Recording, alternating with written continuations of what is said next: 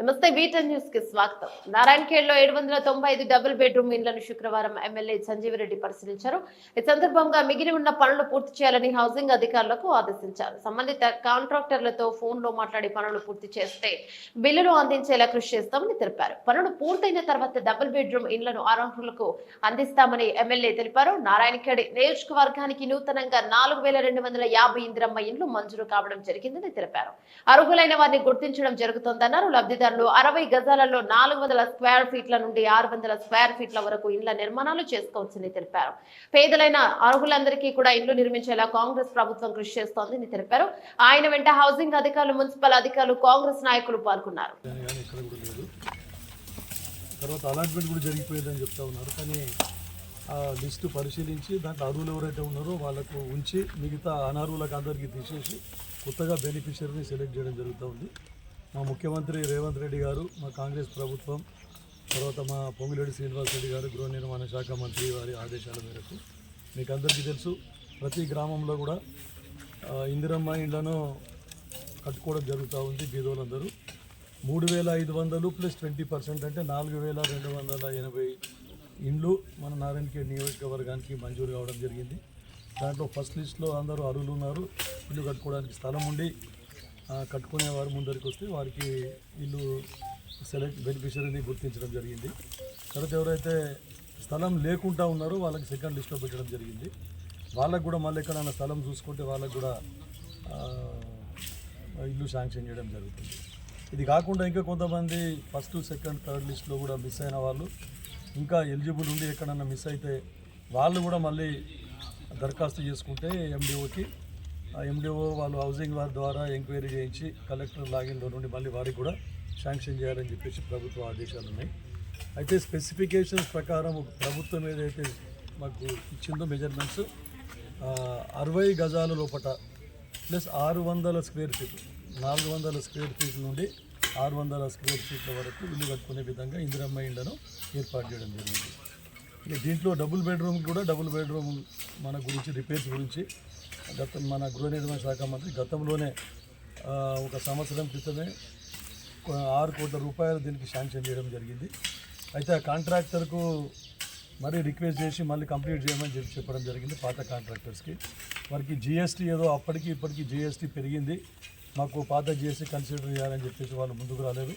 వాళ్ళతో కూడా చర్చించి మళ్ళీ వారికి ఇంకా కొన్ని ఇన్ఫ్రాస్ట్రక్చర్ దాంట్లో కూడా వాళ్ళు చేసిన పనికి అప్పుడు డబ్బులు రాలేదు.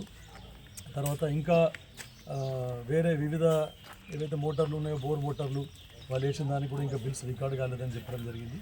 అయినా సరే ఈ ప్రభుత్వం చిత్తశుద్ధితోనే బీదలకు ఇండ్లు కట్టియాలనే ఉద్దేశంతో చిత్తశుద్ధితో పనిచేస్తూ ఉంది. కాబట్టి దీనికి సపరేట్ బడ్జెట్ కూడా కేటాయించడం జరిగింది. ఇక్కడ కూడా దీనికి ఇన్ఫ్రాస్ట్రక్చర్ గురించి 1,60,00,000 రూపాయలు దీనికి కేటాయించడం జరిగింది.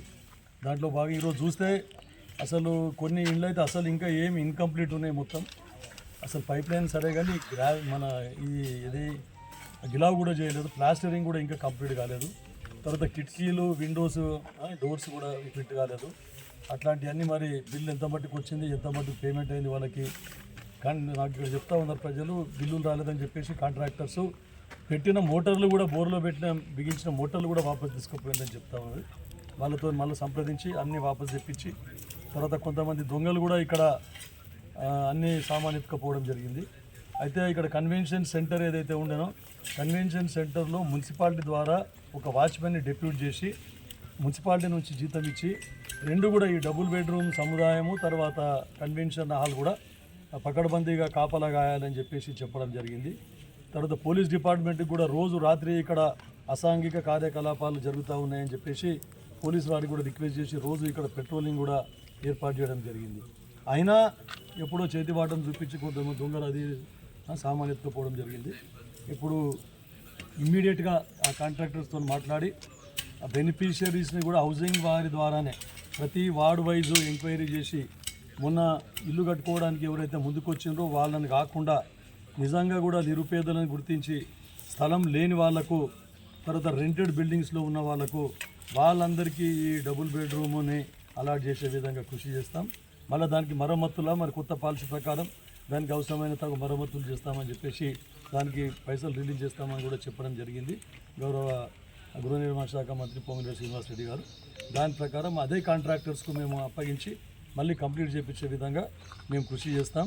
బెనిఫిషరీ సెలక్షన్లో మటుకు ఎలాంటి అవకతవకలు లేకుండా నిరుపేదలకే మేము కేటాయించే విధంగా కృషి చేస్తాం. లేకుంటే పార్టీ కార్యకర్తలకు కానీ గతంలో ఇచ్చినట్టు పార్టీ కార్యకర్తలకు కానీ లేకుంటే ఇతర గ్రామాల నుంచి వచ్చిన వాళ్ళకి కానీ అట్లాంటి వాళ్ళకు ఇచ్చే ప్రసక్తే లేదు.